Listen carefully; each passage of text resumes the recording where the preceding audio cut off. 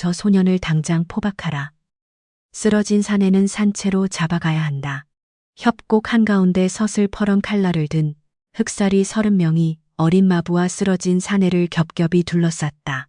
11살 소년 도무영은 부들부들 떨리는 두 손에 활 하나를 쥐채 날카로운 칼날 앞에 맞서 서 있었다.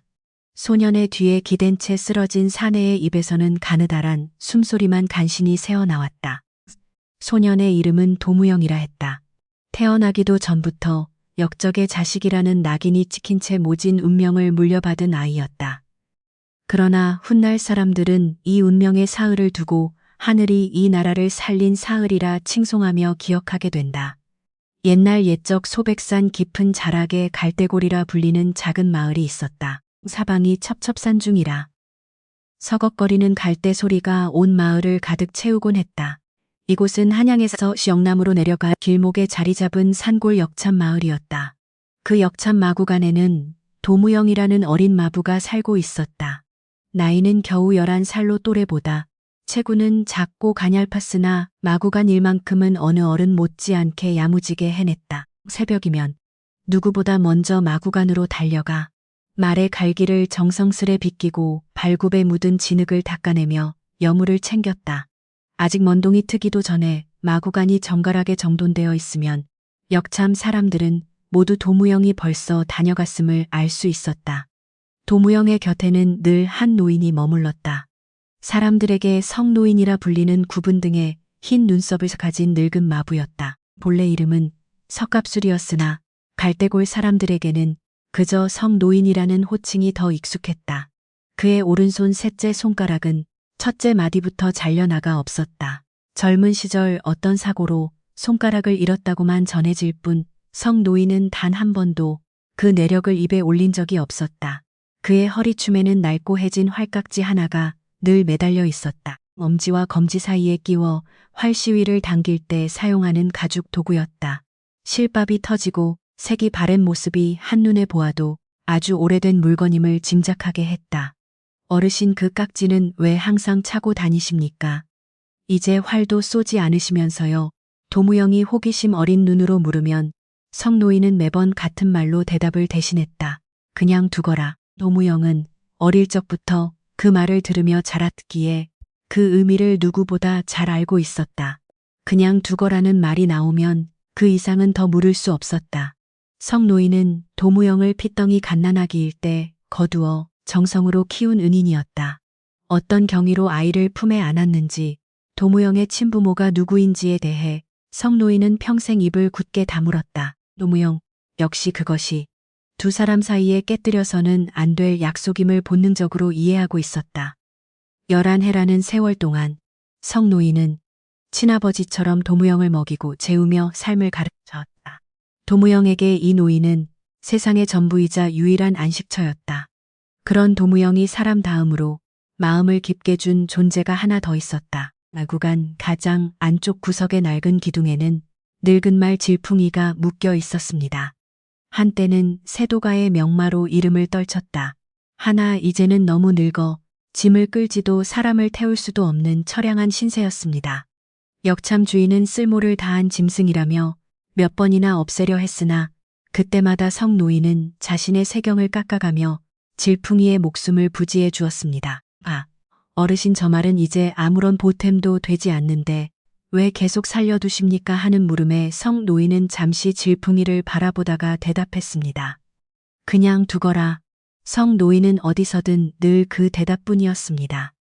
도무영은 매일같이 질풍이의 갈기를 정성스레 빗겨주고 콧등을 쓰다듬으며 녀석이 좋아하는 들풀을 한 움큼씩 먹였습니다. 도무영이 다가오면 질풍이는 흐릿한 눈을 지그시 감으며 소년의 어깨에 코를 비벼댔습니다. 질풍아 오늘도 여울 건너편에서 좋은 풀을 뜯어왔다. 너는 이렇게 가만히 있어도 나는 오늘 또 돌멩이를 맞았어. 역적의 자식이라면서 말이야. 질풍이는 도무영의 서러운 말을 묵묵히 들어주었습니다. 돌을 던지지 않았고 침을 뱉지도 않았으며 무엇보다 그를 역적의 자식이라 부르며 손가락질하지 않았습니다. 그것만으로도 소년에게는 충분한 위로가 되었습니다. 도무영에게는 차마 누구에게도 말하지 못한 비밀이 하나 있었습니다. 그의 등에는 5개의 붉은 점이 박혀 있었지요. 오른쪽 어깨뼈 아래에서 시작해 왼쪽 허리 쪽으로 이어지는 그 점들은 마치 새가 날개를 펼친 듯한 형상을 띠고 있었습니다. 점과 점 사이의 피부에는 실처럼 가느다란 흉터가 이어져 있어 마치 누군가 정성 들여 새겨놓은 문양처럼 보이기도 했습니다. 도무영이 9살 되던 해의 일이었습니다. 여름 무더위를 식히려 계곡에서 몸을 씻던 중 만동이 패거리에게 그 점들을 들키고 말았습니다. 의학 저등 좀 봐, 이상한 게 있어, 부정탄다. 역적 자식이라더니 몸에도 귀신 표식이 있구나. 아이들이 비겁하게 달아난 뒤에도 도무영은 차가운 계곡물 속에 홀로 서 있었습니다. 물결이 무릎 아래로 시리게 흘렀으나 소녀는 한동안 그 자리에서 움직이지 못했습니다. 그날 밤 도무영은 성 노인에게 조심스럽게 물었습니다. 어르신, 제 등에 있는 이 점들은 대체 무엇입니까? 성 노인의 손길이 순간 멈칫했습니다. 호롱불 너머로 노인의 눈빛이 심하게 흔들렸습니다. 산짐승에게 긁힌 자국일 뿐이다. 점들은요, 꼭 일부러 새긴 것만 같이 생겼는데요. 무영아. 성 노인의 목소리가 평소보다 낮게 가라앉았습니다. 앞으로는 그 점을 절대로 남에게 보이지 말거라. 몇을 감을 때도 혼자서 조용한 곳을 찾아가고. 왜 그러십니까, 어르신? 늙은이의 간곡한 부탁이니 그리 알거라.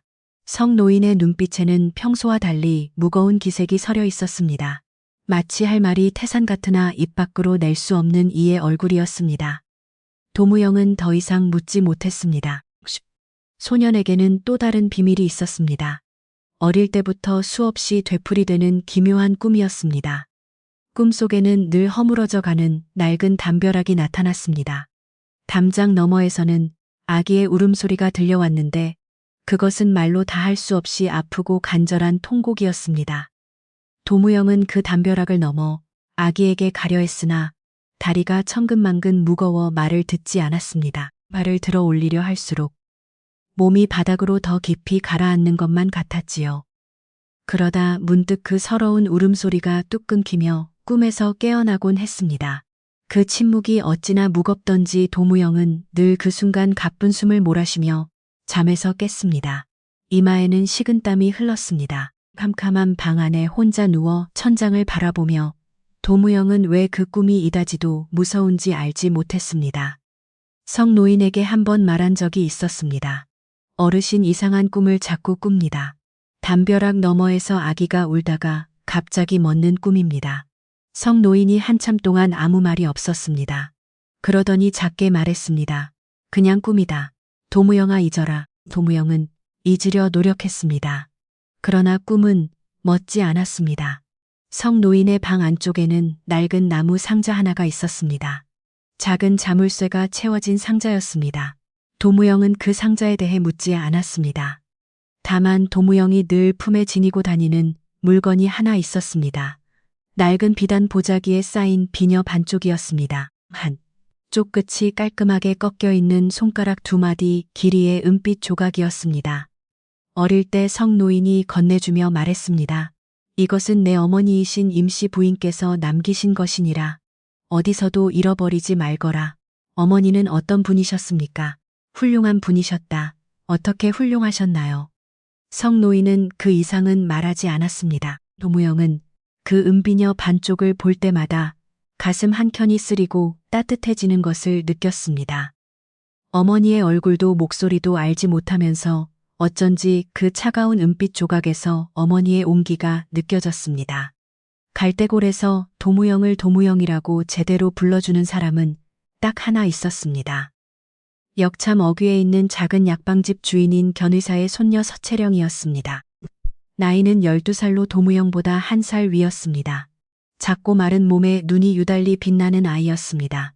견의사에게 약초 이름을 배워서 그런지 산에서 캠풀 이름을 줄줄 댈 줄 알았습니다. 도무영아, 이거 먹어봐. 개달의 나무 열매야. 진짜 달아. 어디서 났어? 뒷산에서 할아버지가 마침 심부름 보내주셨거든. 서채령은 도무영이 만동이 패거리에게 돌멩이를 맞는 날이면 꼭 나타났습니다. 견의사가 만든 고약을 가져와 도무영의 무릎에 발라주었습니다. 돌멩이 맞은 데 발라. 그래야 덧나지 않아. 괜찮아. 괜찮지 않잖아. 무릎이 이렇게 까졌는데. 서채령은 남의 말을 잘 듣지 않는 아이였습니다.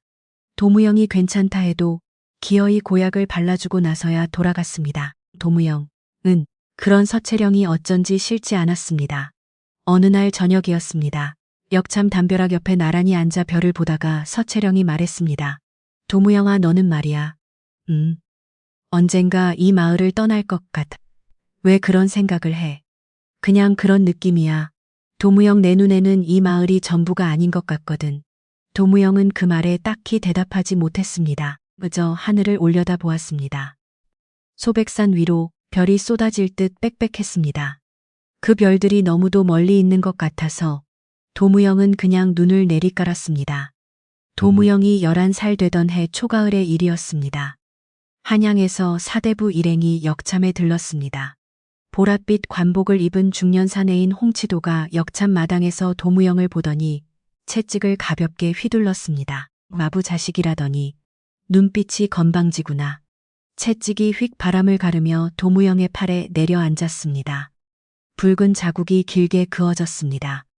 도무영은 이를 악물었지만 입에서는 아무 소리도 내지 않았습니다. 사대부 일행이 떠난 후 마당에는 흙먼지가 조용히 가라앉았습니다.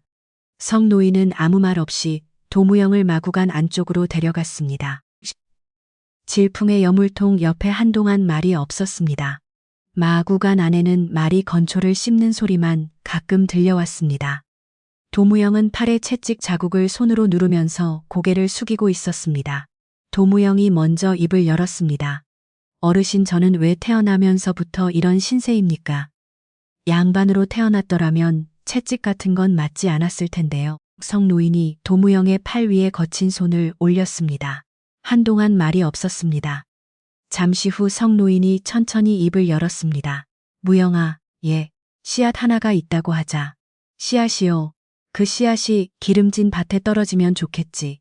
그러나 돌밭에 떨어진들 모래땅에 떨어진들 씨앗은 씨앗이 아니더냐. 도무영은 조용히 들었습니다.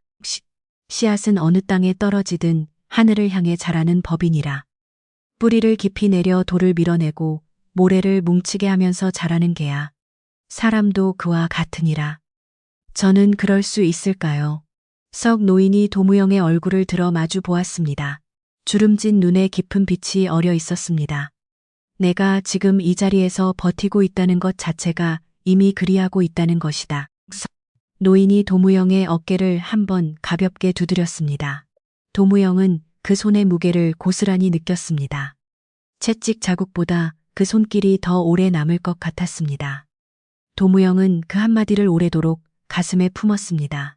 그날 저녁 늦게 성 노인이 홀로 마구간에 오래 머물렀습니다. 도무영은 잠결에 성 노인이 자물쇠 채워진 나무 상자를 여는 소리를 들었습니다. 그러다 다시 잠이 들었습니다. 이튿날 아침 성 노인의 얼굴에는 전날과는 다른 무거움이 어려 있었습니다. 밥을 먹으면서도 말이 없었고 마구간을 드나들면서도 걸음이 천천했습니다. 뭔가를 깊이 생각하는 사람의 얼굴이었습니다. 도무영은 그 무거움이 무엇인지 알지 못했습니다.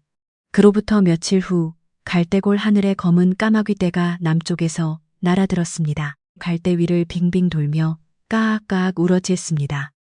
마을 사람들은 빨래를 걷고 서로 눈짓을 주고받았습니다. 성 노인은 그 까마귀들을 한참 동안 바라보았습니다. 어르신, 왜 저렇게 많은 까마귀가 오는 걸까요? 큰일이 날 때 까마귀가 먼저 안다. 성 노인이 낮게 중얼거렸습니다. 도무영은 농담인 줄 알고 웃었습니다. 하지만 그것은 농담이 아니었습니다. 같은 무렵 한양에서는 어두운 결심이 굳어지고 있었습니다. 좌이정 우승락의 사랑채였습니다. 깡마른 체구에 눈꼬리 깊게 패인 사내가 자리에 앉아 있었습니다. 우승락의 손에는 자그마한 옥도장 하나가 들려 있었다. 손가락 사이를 오가며 천천히 굴러가는 그 옥도장은 그가 중대한 결단을 내릴 때마다 나타나는 오랜 습관이었다. 옥도장이 부딪히는 소리는 아주 미미했으나 사랑채 안에 함께 있던 무관은 그 소리를 들을 때마다 등골이 서늘해지는 기분을 느꼈다. 무관 차림의 사내가 무릎을 꿇은 채 보고를 올렸다. 좌상대감, 이번 가을 사냥 행차에 전하께서 직접 나서신다 하옵니다. 소백산 기성에서 사흘간 머무르실 예정이라 하옵니다. 소백산이라. 우승락의 손가락 사이에서 옥도장이 멈추었다. 그곳은 산세가 험하기로 소문난 곳이지. 골짜기가 깊고 길도 복잡하지 않느냐. 그러하옵니다. 호위 무관들이 흩어지기 쉬운 지형이 많사옵니다. 그래, 사람 일이라는 것이 어찌 될지 모르는 법이지. 우승락의 입꼬리가 아주 작게 실룩거렸다. 옥도장이 다시 천천히 굴러가기 시작했다. 이번 행차 중에 만일의 사태가 벌어진다면 참으로 안타까운 일이 아니겠느냐. 앞에 무릎을 꿇은 사내가 고개를 깊이 숙였다. 분부대로 하겠나이다. 대감. 그 사랑채에서 아득히 멀리 떨어진 소백산 기슭 갈대골의 도무영은 자신의 운명이 그 작은 옥도장과 함께 굴러가고 있다는 사실을 꿈에도 몰랐다. 며칠 뒤 갈대골 역참에 전하 이성의 가마 행렬이 도착했다. 역참 사람들은 일제히 길가에 엎드렸다. 도무영 또한 성노인 옆에 납작 흙바닥에 한기가 뺨에 와닿았다. 얼굴을 들지 못했으나 무수한 발자국 소리와 말발굽 소리가 땅을 울리는 것이 느껴졌다. 푸른 깃발들이 골짜기를 따라 휘날렸다.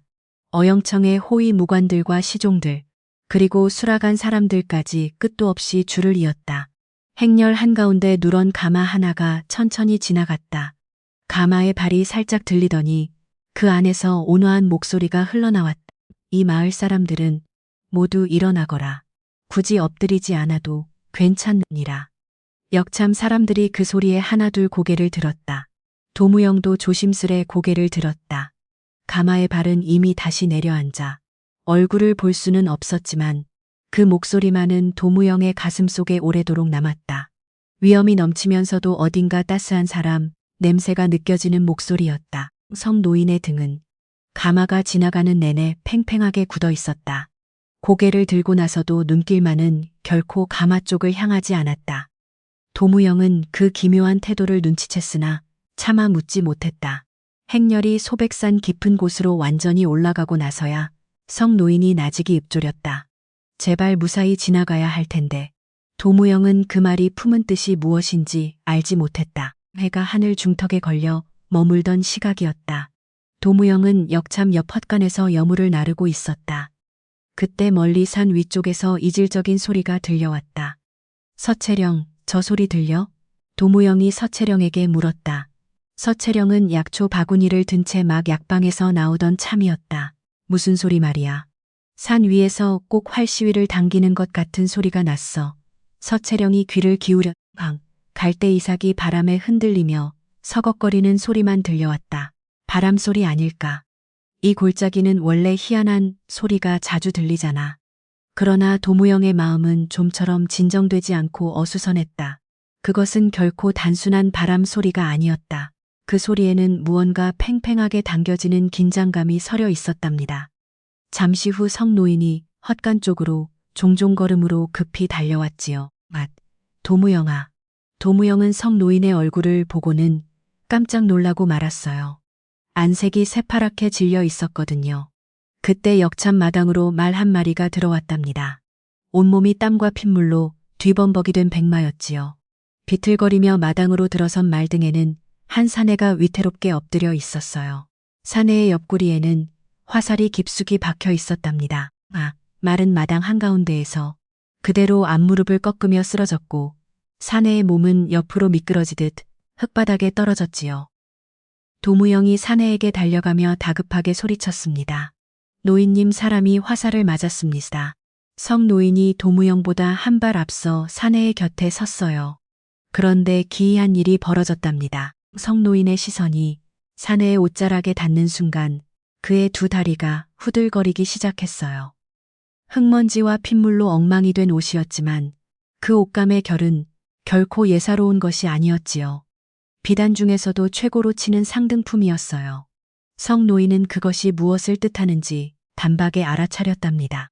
게다가 사내의 옆구리 갑옷이 벌어지며 그 안쪽 솔기에 황금실로 정교하게 수놓인 문양이 살짝 드러났어요. 5개의 발톱을 가진 용의 형상이었지요. 성노인이 눈을 감았다 떴어요. 그 찰나의 순간에 그의 표정에는 온갖 감정이 스쳐 지나갔답니다. 경악과 두려움 그리고 이상하게도 아주 오랜 세월 동안 간절히 기다려온 무언가를 마주한 듯한 기색이었지요. 노무영아, 어서 안채로 모셔야겠다. 어서 서둘러라. 네 노인님. 도무영이 사내를 조심스레 부축해 일으켰어요.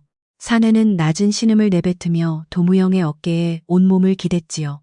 사내의 체구는 도무영보다 훨씬 컸지만 도무영은 이를 악물고 무게를 견뎌냈답니다. 발가락 끝이 땅을 파고들 정도로 힘을 주며 한 걸음씩 발을 옮겼지요. 그때 서채령이 황급히 달려왔어요. 도무영아, 내가 도울게. 할아버지께 가서 약도 가져올게. 서채령아, 너는 약방으로 돌아가거라. 이건 내가 끼어들 일이 아니다. 성노인이 낮고도 단호한 어조로 말했지요. 그리고 오늘 본 일은 아예 없었던 일로 하거라. 알겠느냐? 서채령은 눈을 깜빡이다가 고개를 끄덕였어요. 궁금한 것이 많은 눈빛이었지만 성노인의 엄중한 목소리에 눌려 입을 다물었지요. 사내는 곧 안채로 옮겨졌답니다. 성노인은 사내를 자리에 눕힌 뒤 옆구리의 상처를 세밀하게 살폈어요. 방 안에 호롱불이 켜지자 불빛 아래 사내의 얼굴이 선명하게 드러났지요.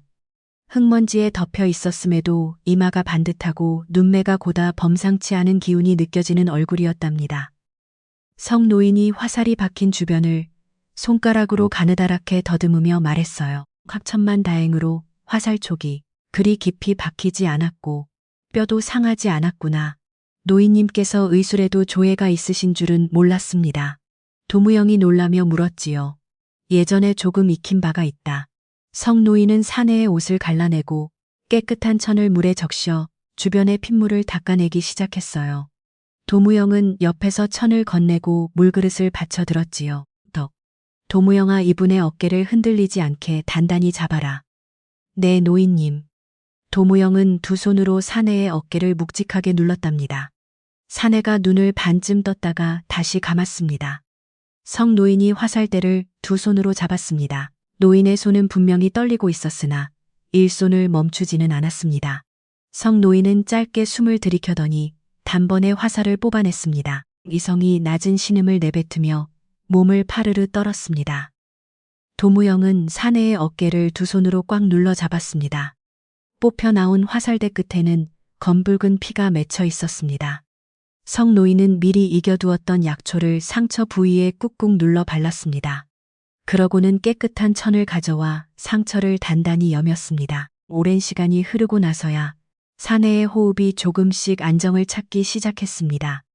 밤은 점점 더 깊어갔고 역참 주변은 고요해졌습니다. 도무영은 사내의 곁에 앉아 이마에 맺히는 땀방울을 정성스레 닦아주었습니다. 호롱불이 가늘게 흔들거렸습니다. 이성의 의식은 계속해서 오락가락했습니다. 얼굴이 붉게 달아올랐다가 다시 차갑게 식기를 반복했습니다. 그는 잠결에 몇 차례나 말을 중얼거렸습니다. 우승락 그놈을 두고 살아서 돌아가야 한다. 도무영은 그 말을 똑똑히 들었습니다. 도무영은 사내의 이마에 물에 적신 천을 얹어주며 나직하게 중얼거렸습니다. 우승락이라니. 그것은 언젠가 성노인이 한양 손님이 돌아간 어느 날 저녁에 혼잣말처럼 낮게 내뱉었던 이름이었습니다. 도무영은 그때도 그 이름이 무척이나 무거운 이름이라는 사실을 직감했습니다. 갈대골은 여전히 짙은 어둠 속에 잠겨 있었습니다. 닭이 채 울기도 전에 새벽이었습니다. 성노인이 도무영을 흔들어 깨웠습니다. 무영아, 빨리 일어나거라. 말발굽 소리가 들린다. 도무영이 번쩍 눈을 떴습니다. 귀를 기울여 보니 과연 멀리서 여러 필의 말이 빠르게 다가오는 소리가 들려왔습니다. 아직은 거리가 멀었으나 소리는 점점 더 가까워지고 있었습니다. 한두 마리가 아니었습니다. 땅이 울릴 정도로 수많은 말들이 내는 소리였습니다. 추격자들이 기어이 따라왔구나. 석 노인의 얼굴이 딱딱하게 굳었습니다. 노인님, 어떻게 해야 합니까? 무영아. 석 노인이 도무영의 두 어깨를 붙잡았습니다. 두 손에 묵직한 힘이 들어갔습니다. 내가 이분을 모시고 산 위로 가야겠다. 제가 말입니까? 너밖에 없다. 너는 소백산 삼기를 이 마을 그 누구보다 잘 알고 있지 않느냐. 약초를 캐러 다니면서 내가 닦아놓은 길들 어른들도 모르는 비밀스러운 샛길들 말이다. 도무영은 마른 침을 꿀꺽 삼켰습니다. 이분이 대체 누구이십니까, 노인님? 지금 당장은 묻지 말거라. 나중에 때가 되면 모두 알게 될 것이다. 그저 한 가지만 명심해라. 성노인의 눈빛이 도무영의 눈동자를 깊이 꿰뚫어 보았습니다. 이분이 살아남아야 조선이 산다. 도무영은 그 말의 무게를 온전히 깨닫지는 못했습니다. 그러나 성노인이 이토록 고비장하게 말하는 것은 처음이었습니다. 11해를 함께 살아오면서 도무영은 성노인이 저런 표정으로 저렇게 말하는 것을 단 한 번도 본 적이 없었습니다. 그럼 노인님은 어찌 되시는 겁니까? 나는 저들을 다른 방향으로 유인하겠다. 너희가 빠져나갈 시간을 벌어야 한다. 노인님은 다리도 불편하신데 부디 같이 가십시다. 안 된다. 도무영의 목구멍에서 뜨거운 울음이 차올랐습니다. 석 노인님, 그러면 노인님은 어찌 되시는 겁니까? 도무영이 떨리는 목소리로 물었습니다. 걱정하지 마라. 석 노인은 평생 처음으로 도무영을 품에 꽉 안았습니다. 11년 세월 동안 늘 맡아왔던 익숙한 냄새가 났습니다. 오래된 가죽의 향과 말려물의 퀴퀴하면서도 정겨운 냄새였습니다. 도무영은 눈을 꼭 감고 그 품을 느꼈습니다. 반드시 살아서 돌아오너라. 예, 노인님. 도무영은 눈물을 삼키며 대답했습니다. 도무영은 곧장 마구간으로 내달렸습니다. 역참에서 가장 발이 빠른 말들은 길 건너편 마구간에 모여 있었으나 도무영의 발걸음은 그 반대편 구석으로 향했습니다. 역참의 귀한 말을 끌고 갔다가는 역참 사람들이 문책을 당해 위험해질 수 있고 추격자들이 말의 출처를 쉽게 알아낼 것이기 때문이었습니다. 그가 도착한 곳은 가장 깊숙한 모퉁이에 있는 질풍의 자리였습니다. 질풍아, 어서 일어나라. 질풍이 흐릿한 눈을 뜨고 도무영을 바라보았습니다. 늙은 눈망울에는 아직 잠기운이 서려 있었습니다. 오늘 밤 한 번만 부탁하자. 딱 한 번만 도와다오. 질풍은 한치 동안 도무경을 응시했습니다. 마치 그 부탁이 담고 있는 무게를 가늠해 보는 듯했습니다. 이윽고 질풍은 무거운 몸을 이끌고 천천히 늙은 다리를 일으켰습니다. 도무영은 부상당한 이성을 질풍의 등 위에 올리기 시작했습니다. 몸이 자꾸 미끄러졌습니다. 11살 아이가 상처 입은 성인 남성을 말 위에 태우는 것은 결코 쉬운 일이 아니었습니다. 도무영의 발이 흙바닥에서 몇 번이나 미끄러졌지만 그는 결코 포기하지 않았습니다. 마침내 그를 안착시켰습니다. 마구간. 노인이 서 있었습니다. 그의 손에는 활 한 자루와 화살통이 들려 있었습니다. 동쪽 능선으로 향하거라. 골짜기 2개를 넘으면 바위 절벽 아래에 작은 동굴이 있을 것이다. 그곳에서 사흘만 버텨라. 그 안에 내가 사람을 보내마. 도무영은 활과 화살통을 건네받아 어깨에 맸습니다. 노인님, 어서 가거라 무영아. 어석. 노인이 도무영의 등을 힘껏 밀었습니다. 도무영은 질풍의 고삐를 꽉 쥐고 마구간 뒷문으로 나섰습니다. 발걸음을 옮기던 도중 그는 마지막으로 뒤를 돌아보았습니다. 그곳에는 석 노인이 여전히 서 있었습니다. 구부정한 등의 하얀 눈썹, 그리고 손가락 하나가 없는 거친 손을 들어 도무영을 향해 가만히 손을 들어 보였습니다. 아무런 말도 없었으나 그 손짓 하나에는 노인의 모든 것이 담겨 있었습니다. 도무영은 그 모습을 가슴 깊이 새겼습니다. 그리고 달리기 시작했습니다. 산길은 칠흑같이 어두웠습니다. 도무영은 어릴 적부터 수없이 오갔던 이 오솔길의 기억을 하나하나 더듬으며 올라갔습니다. 발밑에서 나뭇가지가 부러지는 소리, 물이 흐르는 소리, 잎새 사이를 스치는 바람 소리가 들려왔습니다. 도무영은 눈을 감고도 이 산의 숨소리를 분간할 수 있었습니다. 질풍은 처음에 비틀거렸습니다. 늙은 다리가 가파른 경사에 익숙하지 않아 자꾸만 미끄러졌습니다. 그러나 시간이 흐를수록 질풍의 걸음걸이는 조금씩 단단해졌습니다. 마치 마지막 남은 힘을 쥐어짜내는 듯한 모습이었습니다. 질풍아, 미안하다. 정말 미안해. 도무영이 말 곁에서 고삐를 잡은 채 속삭였습니다. 질풍은 대답 대신 코를 도무영의 머리에 슬쩍 부딪혔습니다. 이성이 낮은 신음을 내뱉으며 질풍의 목을 부여잡았습니다. 아이야. 예, 어르신, 조금만 더 가시면 됩니다. 어찌하여 너는 나를 살리느냐. 도무영은 잠시 동안 아무런 말이 없었습니다. 도무영은 고삐를 쥐 손에 힘을 다잡으며 다음 발걸음을 떼어 놓았습니다. 모르겠습니다. 그저 살아야만 할 것 같았습니다. 이성은 더 이상 캐묻지 않았습니다. 두 개의 깊은 골짜기를 넘었을 때 산봉우리 위로 먼동이 트며 하늘이 조금씩 밝아오고 있었습니다. 바위, 절벽 아래 어둠 속에 파묻혀 있던 동굴 입구가 모습을 드러냈습니다. 도무영은 안도의 한숨을 내쉬었습니다. 어르신 다 왔습니다. 도무영은 이성을 조심스럽게 내려 동굴 안에 눕혔습니다. 마른 이끼들을 긁어모아 잠자리를 마련했습니다. 이성은 눈을 감은 채 가쁜 숨을 몰아쉬었습니다. 그때 질풍이 동굴 앞에서 힘없이 쓰러졌습니다. 질풍아, 녹. 무영이 황급히 달려갔습니다. 질풍의 옆구리는 이제 움직이지 않았습니다. 늙은 몸으로 험한 골짜기를 2개나 넘은 것이 마지막 기력이었던 셈입니다. 도무영은 질풍의 목을 끌어안았습니다. 아직 미미한 온기가 남아 있었습니다. 그 따스함이 서서히 식어가는 것을 느끼며 도무영은 한참 동안 소리내어 울었습니다. 동굴 안에서 이성은 그 광경을 묵묵히 지켜보았습니다. 한참이 흐른 뒤 이성은 힘겹게 몸을 일으켜 동굴 앞으로 기어 나왔습니다. 그리고 자신의 손목에서 옷가락질을 천천히 빼시었습니다. 이성은 그것을 질풍의 갈기 사이에 정성껏 끼워 주었습니다. 도무영은 그 모습을 보고 눈을 크게 떴습니다. 옷가락지에 새겨진 문양은 발톱이 5개인 용이었습니다. 이 사람은 대체 누구란 말입니까? 해가 머리 위 중천에 오를 무렵에서야 이성이 다시 눈을 떴습니다. 동굴 안으로 햇살이 비스듬히 스며들었습니다.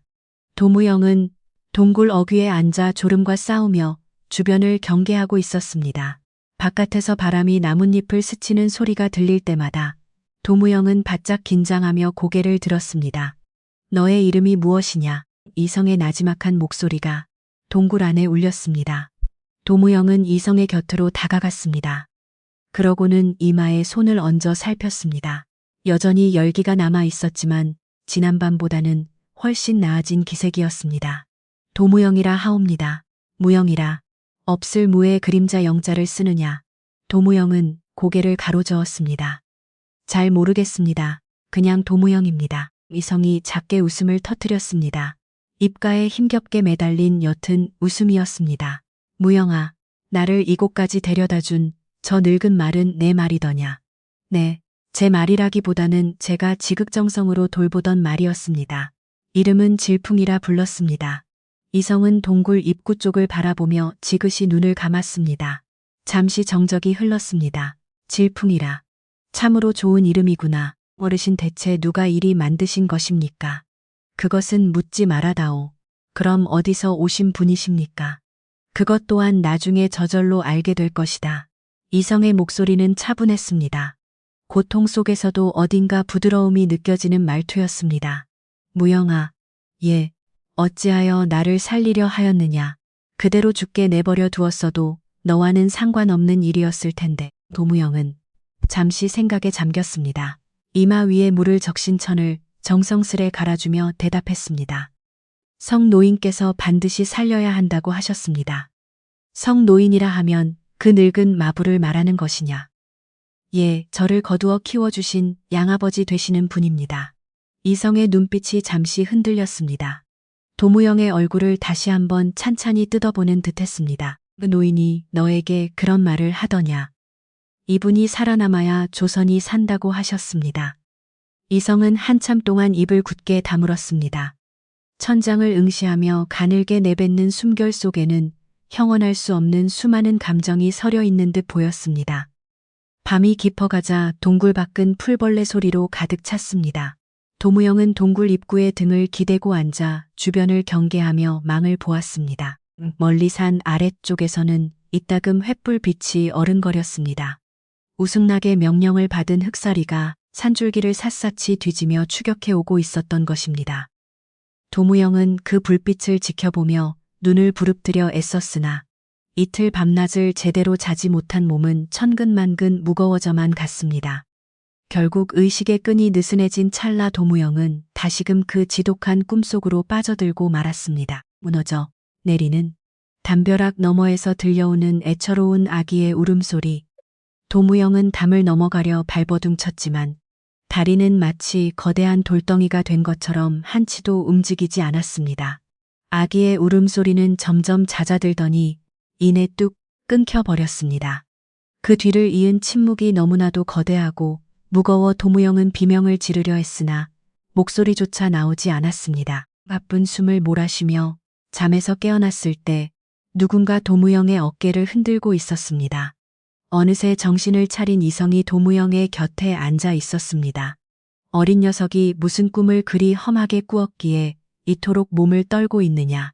도무영은 거칠게 손으로 얼굴을 훑어내렸습니다. 아, 죄송합니다, 어르신. 대체 어떤 꿈이었느냐. 도무영은 평소 이 꿈 이야기를 남에게 잘 하지 않았습니다. 말을 내뱉는 순간 그 기억의 무게가 더 무거워질 것만 같았기 때문입니다. 하지만 이상하게도 이성 앞에서는 저도 모르게 말이 흘러나왔습니다. 담장 너머에서 아기가 우는 꿈입니다. 아주 어릴 때부터 반복해서 꾸는 꿈이지요. 담을 넘어가려 해도 다리가 굳어 움직이지 못하고 그러는 사이에 아기 울음이 멈춰버립니다. 그 정막이 너무 괴로워 매번 잠에서 깨곤 합니다. 이성의 호흡이 찰나의 순간 멈추었으나 도무영은 그것을 알아채지 못했습니다. 성 노인께서도 그저 꿈일 뿐이니 잊으라고만 하셨습니다. 그래, 잊으라 하셨단 말이냐. 황이성은 한참 동안 어둠 속을 응시하다가 다시 입을 열었습니다. 무영아, 내 어머니인 임씨 부인의 유품이 있다 들었는데 그것이 사실이냐. 도무영은 깜짝 놀라 고개를 들었습니다. 그것을 어찌 아셨습니까? 석 노인이라면 그런 물건을 반드시 간직하게 했을 것 같아 물어본 것이다. 도무영은 품 안에서 조심스럽게 비단 보따리를 꺼냈습니다. 동굴 안은 어두컴컴했지만 비단 보따리를 펼치자 그 속에서 은은한 은빛이 가늘게 새어나왔습니다. 이것이 제가 간직해온 유품입니다. 이성의 손가락이 미세하게 떨리기 시작했습니다. 잠시 살펴봐도 되겠느냐. 예, 어르신. 도무영이 건네자 이성은 그것을 받아들고 아주 오랫동안 찬찬히 들여다보았습니다. 안으로 에라메의 베이벨 엿을 손끝으로 더듬고 몸통에 새겨진 정교한 문양을 눈길로 좌랐습니다. 이윽고 그는 나지막이 중얼거렸습니다. 이 봉황 문양이 내 무어라 하셨습니까? 아니다, 아무것도 아니다. 부디 이것을 잘 간직하거라. 이성은 은비녀를 다시 돌려주며 엄중하게 덧붙였습니다. 그것은 내가 평생토록 절대로 잃어버려서는 안 될 물건이다. 도무영은 그 음성이 단순히 자신을 다독이는 위로가 아니라는 사실을 직감했습니다. 그러나 그 속에 담긴 진해까지는 도저히 알 길이 없었습니다. 이튿날 아침이 밝았습니다.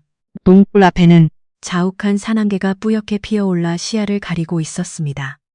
도무영은 동굴 안쪽 바위 틈에서 흘러나오는 물로 세수를 한 뒤 땀에 찌든 저고리를 빨기 위해 옷을 벗었습니다. 사도가 그 순간 도무영의 등을 보았습니다. 사도의 얼굴이 딱딱하게 굳어버렸습니다. 눈동자가 크게 확장되었고 호흡이 순간적으로 멎었습니다. 도무영의 오른쪽 어깨뼈 아래에서 시작하여 왼쪽 허리 쪽으로 길게 이어지는 마치 새가 날개를 펼친 듯한 형상의 붉은 점, 5개와 그 점들을 잇는 가느다란 흉터선이 선명하게 보였습니다. 무영아, 사도의 목소리가 이전과는 확연히 달라져 있었습니다. 예, 어르신. 도무영이 저고리를 다시 걸쳐 입으며 뒤를 돌아보았습니다. 등의 점들이 말입니까? 아, 이건 말입니까? 어릴 때 산짐승에게 긁힌 상처라고 성 노인께서 말씀해 주셨습니다. 점들은 태어날 때부터 원래 있었던 것이고요. 산짐승에게 말이냐. 사도가 그 말을 그대로 받아 되뇌었습니다. 그것은 믿는 것도 아니고 그렇다고 반박하는 것도 아닌 묘한 어조였습니다. 무영아, 그 점들을 누군가에게 보인 적이 있느냐. 성 노인께서 절대 남에게 보이지 말라고 신신당부하셨습니다. 9살 때 딱 한 번 들킨 것 말고는 지금까지 보여준 적이 없습니다. 사도가 자리에 앉아 한참 동안 눈을 감았습니다. 무언가 복잡한 생각을 정리하는 듯한 기색이었습니다. 그의 이마에 굵은 핏줄이 한 줄기 섰다가 천천히 사라졌습니다. 도무영은 아무 말 없이 조용히 기다렸습니다. 어르신, 제 등 모양이 이상합니까? 이상하지 않다. 그러면 왜 그러시는 것입니까? 그것은 나중에 말해주마. 지금은 그냥 두거라. 도무영은 더 이상 캐묻지 않았습니다. 그러나 사도의 눈빛이 그날 이후로 완전히 달라졌다는 것만은 분명하게 느꼈습니다. 자신을 바라보는 사도의 시선 위에 무언가 묵직하고 깊은 것이 얹혀 있었습니다. 동굴 안에서 두 번째 밤이 지나갔습니다. 이른 아침이었습니다. 안개가 아직 채 가시지 않아 사방이 뿌연 시각이었습니다. 산새들이 막 잠에서 깨어 울기 시작한 때였습니다. 도무영이 동굴 밖의 동태를 살피러 나갔을 때 우거진 덤불 사이에서 익숙한 목소리가 들려왔습니다. 무영아 나야. 도무영이 쏘스라치게 놀라 고개를 돌렸습니다. 안개 속에서 작은 그림자 하나가 조심스럽게 덤불을 헤치고 나타났습니다. 약초 바구니를 두 손에 꽉 움켜쥔 채 숨을 몰아쉬고 있었습니다. 서채령이었습니다. 내가 어떻게 여기까지 왔느냐. 이 험한 길을 어떻게 알고 찾아왔어. 석 노인이 보내셨어. 동굴 위치를 상세히 알려주시면서 아무도 모르게 조용히 다녀오라고 하셨거든. 견이사 할아버지께는 약초 캐러 간다고 거짓말하고 왔어. 석 노인께서는 무사하시냐. 무사하셔. 추격대가 마을까지 들이닥쳤는데 동굴 방향이 아닌 완전히 반대 방향으로 유인해서 따돌리신 모양이야. 지금은 역참에 몸을 피하고 계셔. 도무영이 그제야 안도의 한숨을 내쉬었습니다. 무언가 가슴을 꽉 짓누르고 있던 무거운 돌덩이가 조금은 가벼워지는 기분이었습니다. 서채령이 들고 있던 바구니를 내밀었습니다. 주먹밥이랑 약초야. 할아버지가 화살 맞은 사람의 상처를 다스리는데 좋은 약초들만 골라서 챙겨주셨어. 이것도 받아. 서채령이 손바닥만 한 크기의 작은 가죽 주머니를 건넸습니다. 할아버지가 주신 비상약이야. 열이 심하게 오르면 이것을 물에 타서 드시게 해. 채령아 정말 고맙다. 석 노인께서도 내 걱정을 아주 많이 하셨어. 무영아. 서채령이 잠시 동굴 안쪽을 가만히 바라보다가 나지막이 말했습니다. 무영아 많이 겁나지. 조금은 겁이 나.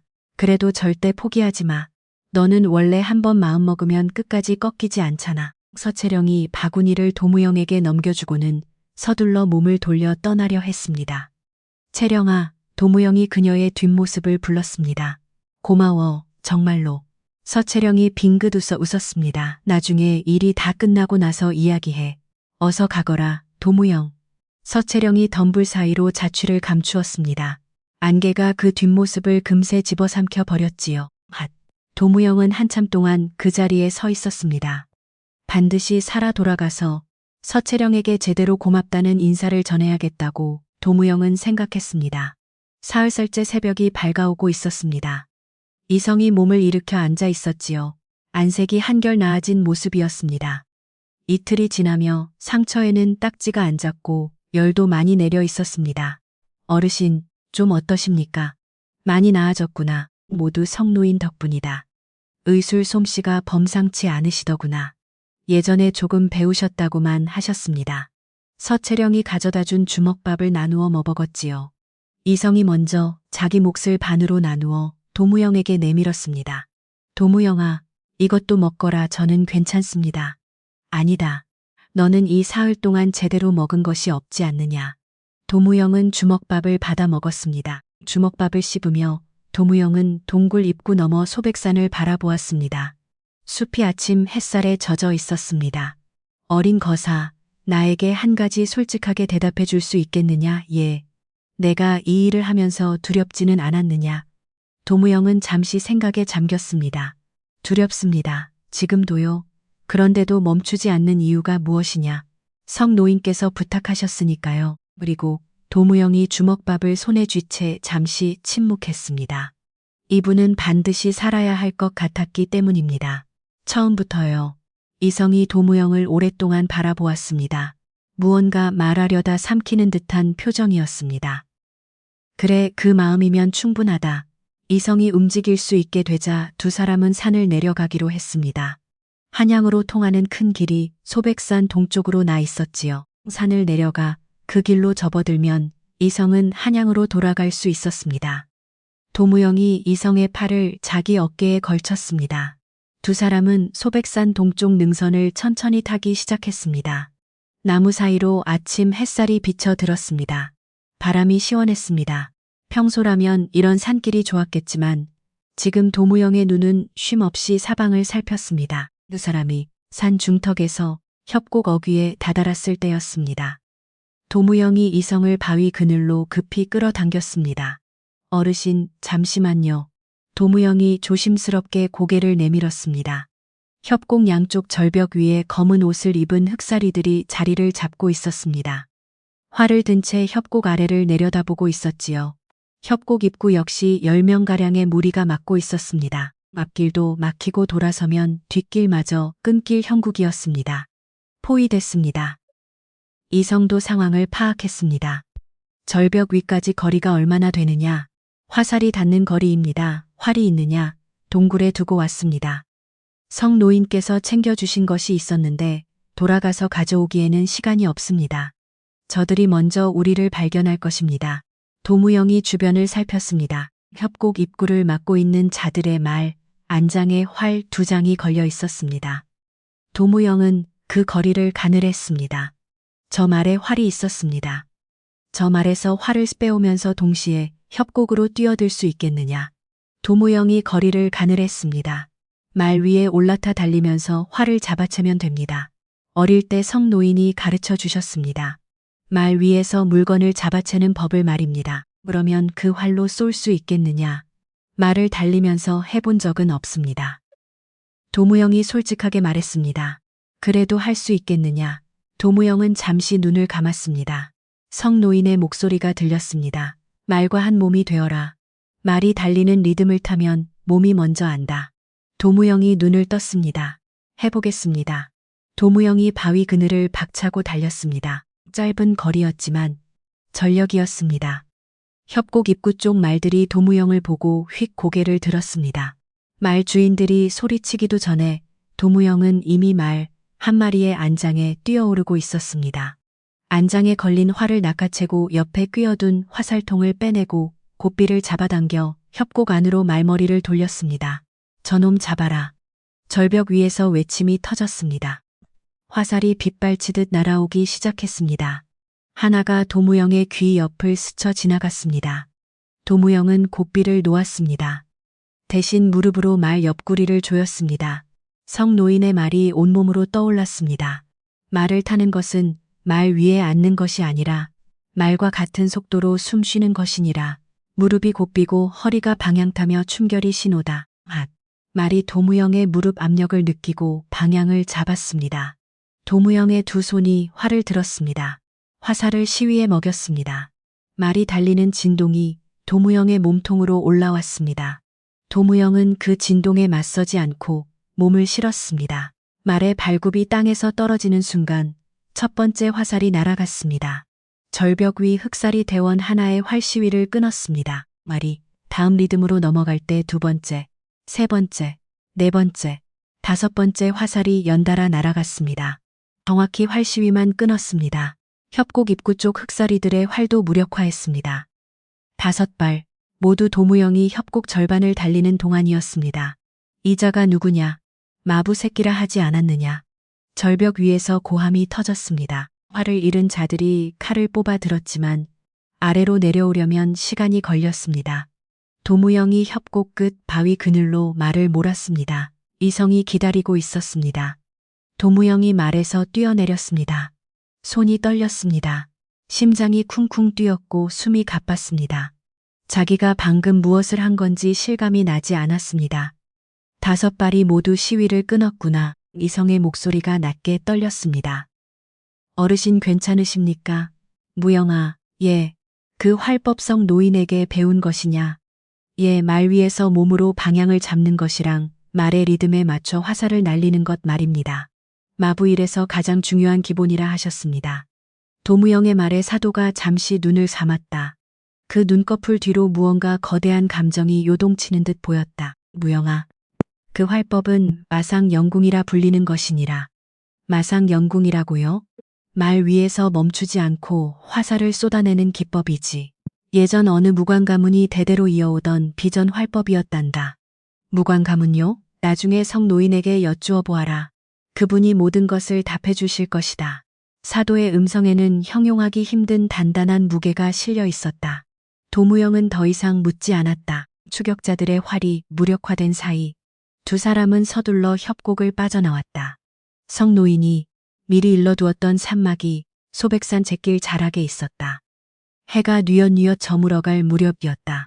두 사람이 산막 어귀에 다다랐을 때였다. 멀리서 본 산막의 분위기가 심상치 않았다. 도무영이 사도의 팔을 붙잡으며 발걸음을 멈추었다. 검은 옷을 입은 흑사리 무리가 산막을 겹겹이 에워싸고 있었다. 5명의 사내들이 손에 서슬퍼런 칼을 든 채였다. 산막 안에서는 성노인의 갈라진 목소리가 들려왔다. 이 늙은이는 정말 아무것도 모른다네. 거짓말 마라. 그 마부 아이는 대체 어디로 갔느냐.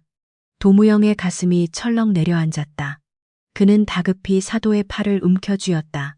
어르신이 저 안에 계십니다. 무영아, 함부로 들어가지 마라. 하지만 어르신이 위험합니다. 사도가 도무영을 강하게 붙들어 세웠다. 활이 있느냐? 말에서 빼앗은 것이 아직 있습니다. 화살은 3발 남았습니다. 사도가 도무영의 눈을 정면으로 응시했다. 무영아, 내가 신호를 주면 정확히 쏠 수 있겠느냐? 적은 5인데 화살은 3발뿐입니다. 3발이면 충분하다. 목숨을 앗지 말고 다리만 겨냥하거라. 도무영이 비장하게 고개를 끄덕였다. 두 사람은 숨을 죽인 채 나무 사이를 돌아 낮은 자세로 접근했다. 바스락거리는 낙엽 소리조차 들리지 않게 도무영은 숨까지 참았다. 바로 그 순간이었다. 흑사리 중 한 명이 성노인에게 칼을 겨누었다. 마지막으로 묻겠다. 끝까지 모른다 할 테냐. 그렇다면 이 늙은이부터. 사도가 도무영의 어깨를 툭 쳤다. 신호였다. 도무영의 시위에서 떠난 화살이 연달아 공기를 갈랐다. 화살은 정확히 3 사내의 허벅지를 꿰뚫었다. 3명의 사내가 비명을 지르며 나뒹굴었다. 그 틈을 타 사도가 나머지 2명 사이로 전광석화처럼 뛰어들어 맨손으로 그들을 제압했다. 성노인이 비틀거리며 마당으로 나왔다. 도무영이 울먹이며 달려갔다. 어르신, 성노인의 옆구리에서는 붉은 피가 배어나오고 있었다. 검에 스친 상처였으나 그리 깊지는 않았다. 하지만 도무영은 잘 알고 있었다. 노인의 몸은 청년과 다르다는 것을, 오래된 고목에 난 작은 상처가 얼마나 크게 남는지를 말이다. 기어코 살아 돌아왔구나. 성노인이 인자하게 웃어 보였다. 네, 어르신. 어르신이 말씀하신 대로 행했습니다. 잘했다. 석 노인이 투박한 손으로 도무영의 더벅머리를 가볍게 쓰다듬었다. 그런데 그 손길이 도무영의 머리에서 내려오지 않았다. 도무영은 성노인의 얼굴을 가만히 올려다보았다. 성노인의 얼굴이 조금씩 창백해지고 있었다. 성노인은 도무영을 산막 안으로 데려갔다. 자리에 앉혀 서로 마주 보았다. 사내가 옆구리의 상처를 임시로 묶어주었으나 묶은 자리에는 이내 피가 배어 나왔다. 성노인의 등이 벽에 기대어지며 조금씩 아래로 미끄러졌다. 도무영은 그것을 보고 무릎을 굽혀 성노인의 곁으로 더 가까이 다가갔다. 무영아, 이 늙은이가 해줄 말이 있다. 도무영은 성노인의 눈빛이 달라진 것을 느꼈다. 이제까지 한 번도 보지 못했던 눈빛이었다. 굳게 닫아두었던 것을 마침내 여는 사람의 눈빛이었다. 이 말은 진작 해주었어야 했는데 내가 스스로를 지킬 수 있을 만큼 장성할 때까지 기다렸느니라. 무영아, 너는 역적의 자식이 아니니라. 도무영은 숨이 멎는 것 같았다. 너의 아버지는 도광호라 하셨다. 도씨 가문의 무관이었지. 대대로 궁중을 호위하던 집안이었느니라. 도씨 가문이라니요, 저는 그저. 들어라. 석 노인이 조용히 타이르듯 말하자 도무영은 입을 다물었다. 12년 전 도씨 가문은 영모의 누명을 쓰고 멸문되었느니라. 그 누명을 씌운 자가 지금의 우승락의 선친이었지. 도씨 가문의 마상 연궁이 왕실을 위협할 수 있다는 두려움 때문이었느니라. 도무영은 말없이 그 이야기를 들었다. 석 노인의 목소리는 점점 힘이 빠지며 낮아지고 있었다. 도무영은 석 노인의 손을 꼭 잡았다. 도씨 가문이 불탄 그날 밤 너의 어머니이신 임씨 부인께서 갓난 너를 안고 내게 오셨다. 이 아이를 살려달라고 간청하셨지. 그리고 내 손에 이것을 쥐어주셨느니라. 성 노인이 품에서 작은 물건을 꺼냈다. 봉인된 서찰이었다.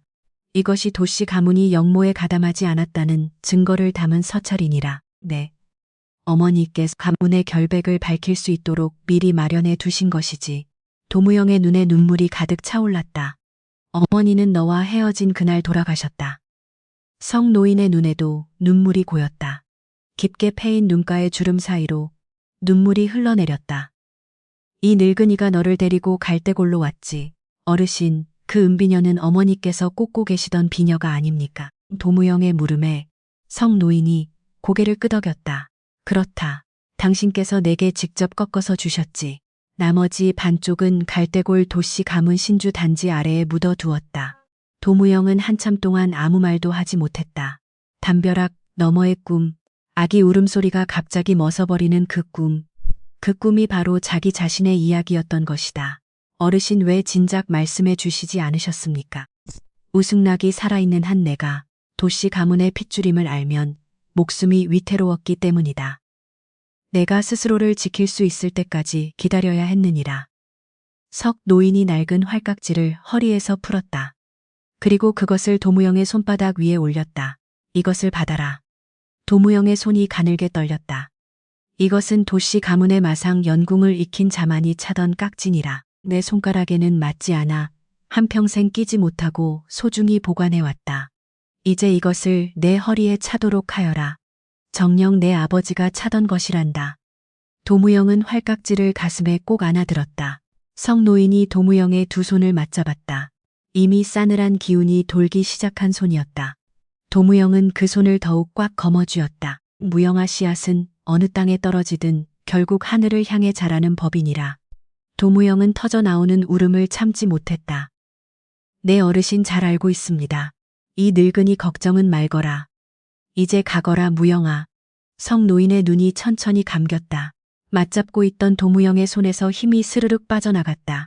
도무영은 성노인의 손을 붙잡은 채 한참을 소리내어 울었다. 산막 안에는 도무영의 통곡 소리만이 가득했다. 이성이 도무영의 옆에 묵묵히 자리를 잡고 앉았다. 아무런 말도 건네지 않았다.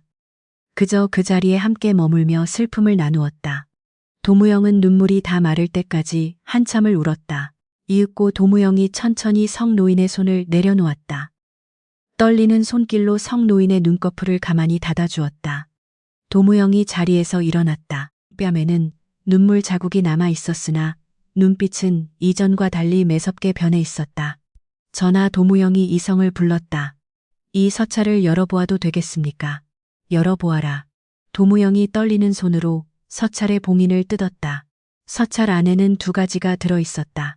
하나는 빼곡하게 적힌 글이었고 다른 하나는 은비녀의 나머지 반쪽이었다.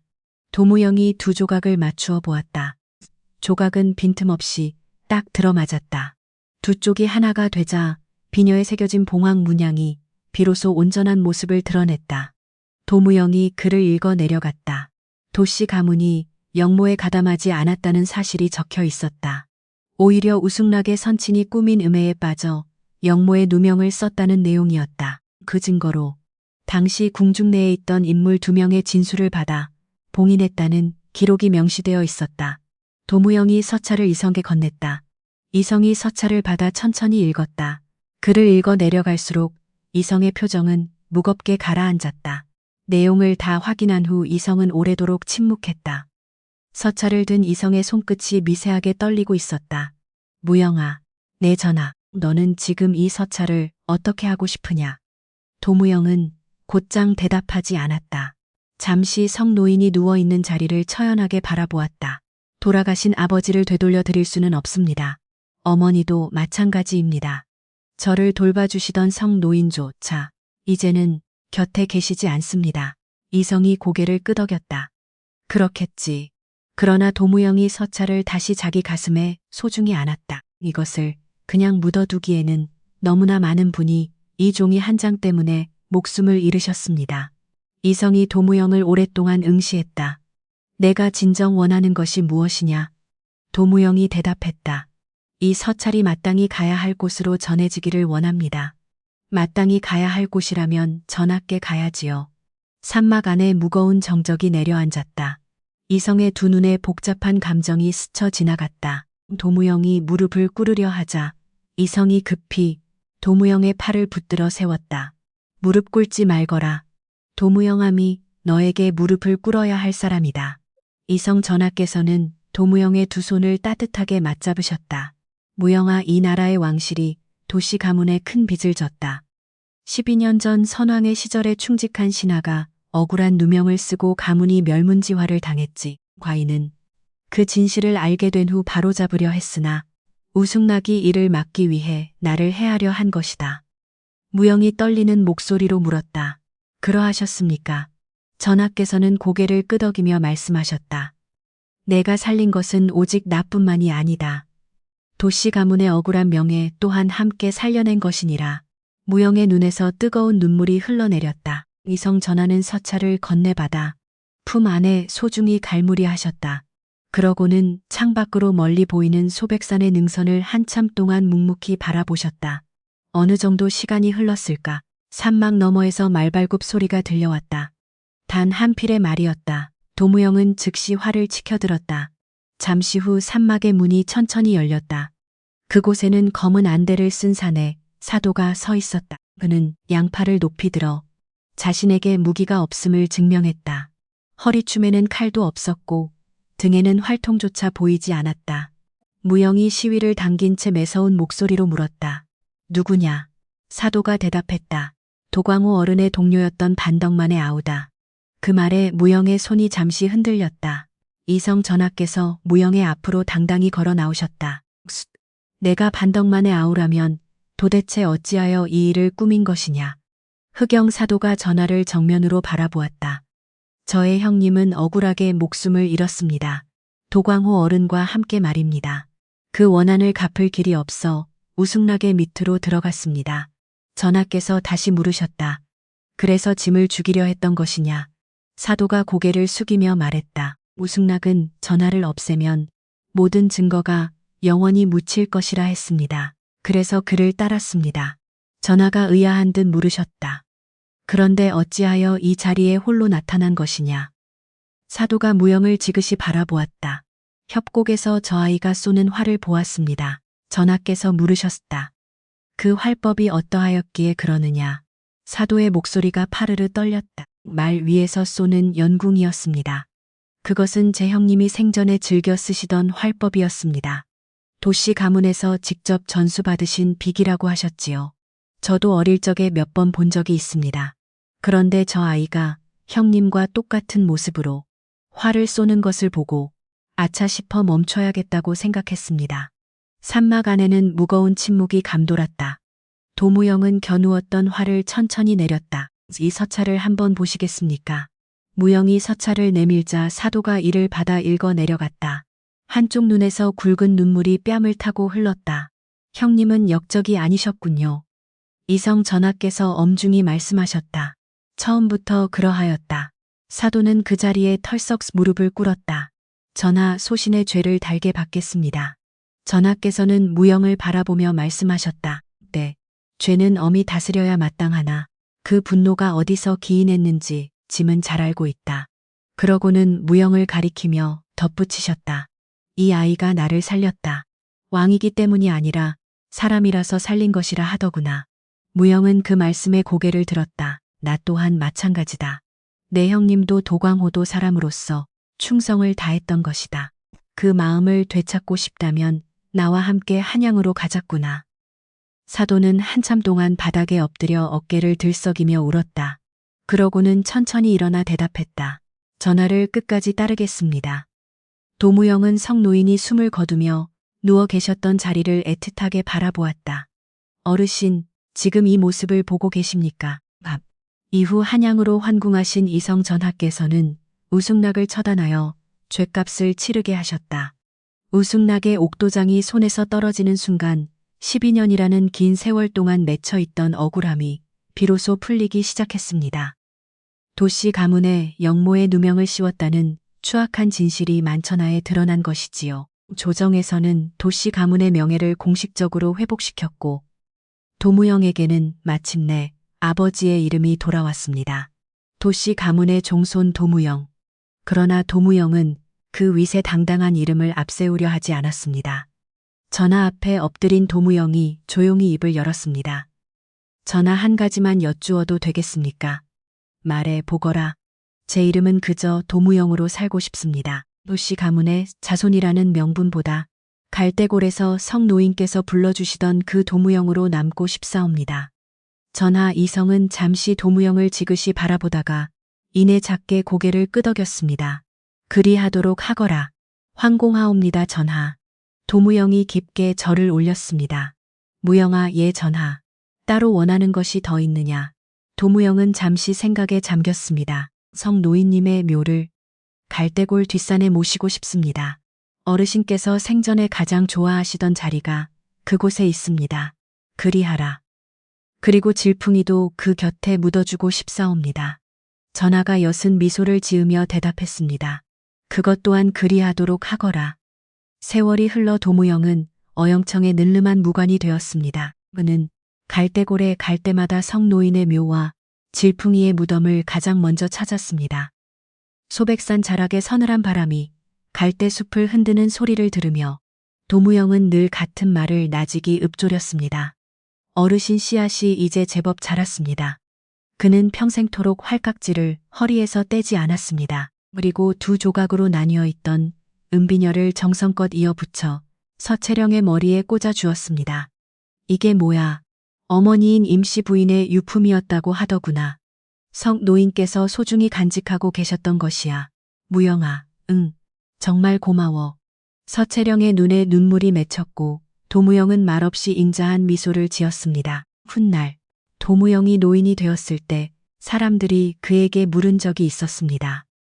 어찌하여 그 어린 나이에 그런 엄청난 일을 감당할 수 있었느냐고 말이지요. 도무영은 허허 웃으며 대답했습니다. 전하를 살린 것은 그분이 임금이라서가 아니었습니다. 그저 한 사람이었기에 살린 것이지요.